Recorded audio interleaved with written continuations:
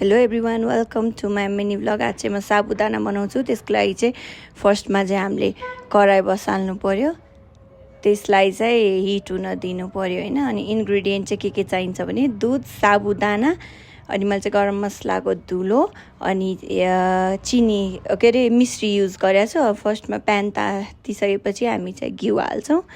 घिउ हालेर मजाले घिउ तातिसकेपछि चाहिँ हामीले चाहिँ अघि राखेको साबुदाना चाहिँ मजाले हाल्ने अनि मजाले चलाउने, त्यसलाई नछोडिकन चलाइराख्ने हो। एकछिनसम्म मजाले चलाइ गर्ने। फेरि चलाएन भने चाहिँ हाम्रो डढ्छ नि त होइन। चलाउने म नि त्यस्तो एक्सपर्ट चाहिँ होइन साथीहरू होइन, तर के हो भन्दा अब हजुरहरूलाई नि सजिलो हुन्छ भनेर म चाहिँ खासमा केही पनि पकाउनै नजान्ने मान्छे हो। त्यो पनि आज चाहिँ हजुरहरूलाई रेसिपी सेयर गरिरहेको छु। Hope you like it. अनि भुटिसकेपछि यो दानाहरू चाहिँ ठुलो हुँदै आउँछ। त्यसपछि चाहिँ हामीले मनतातो पानी हालिदिने। यो चाहिँ किनभने दुध नफाटोस् भनेर है। कतिजनाले साबुदानामा डाइरेक्ट दुध राख्नुहुन्छ, दुध फाट्यो भनेर राख्नुमा हुन्छ। त्यसको लागि चाहिँ यो चाहिँ मेरो एउटा ट्रिक हो। म चाहिँ पहिला हल्का तातो पानी हाल्छु अनि एकछिन पकाउँछु, अनि हल्का थिक कन्सिस्टेन्सी भएपछि चाहिँ बल्ल दुध हाल्छु। मैले चाहिँ अब अरूले के गर्नुहुन्छ आई डोन्ट नो होइन। यो चाहिँ मेरो आफ्नै स्टाइल हो बनाउने। अनि एकछिन पानीमा पकाइसकेपछि चाहिँ हल्का यस्तो बाक्लो हुन्छ कन्सिस्टेन्सी।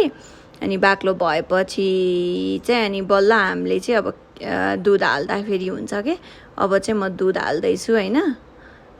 मजाले दुध हाल्ने अनि बिस्तारै चलाउँदै जाने हो हजुरहरूले। अनि मजाले चलाएपछि चाहिँ मैले अघि कुटेर राखेको के अरे यो गरम मसला हुन्छ नि, सुकुमेल, दालचिनी हालेँ। अनि मैले चाहिँ मिश्री युज गरेको छु। हजुरहरूले चाहिँ अब चिनी युज गर्न पनि सक्नुहुन्छ। मलाई चाहिँ मिश्री नै ठिक लाग्छ युज गर्न। मिश्री मजाले चलाउने,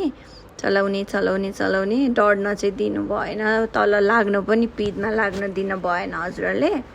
मजाले चलाइराख्ने अनि हल्का बाक्लो बनाउने। त्यसलाई चाहिँ हल्का बाक्लो बनाउने। बाक्लो बनाएपछि चाहिँ हजुरहरूको अलमोस्ट रेडी हुन खोज्छ।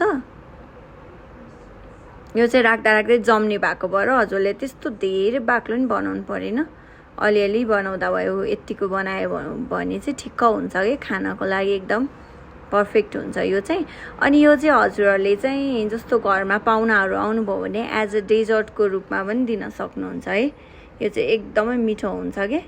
जस्तो खिरहरू कसैलाई मन पर्दैन भने पनि यो साबुदाना चाहिँ एकदम मन पर्न सक्छ। र मैले चाहिँ प्लेटिङ गरेँ अनि त्यसपछि चाहिँ दागले हल्का डेकोरेट गरेँ। एकदमै मिठो भएको छ। हजुरहरू पनि ट्राई गर्नु होला। मेरो रेसिपी मन पर्यो भने मलाई लाइक, सेयर, सब्सक्राइब गरिदिनु होला। मेरो युट्युब च्यानल पनि छ।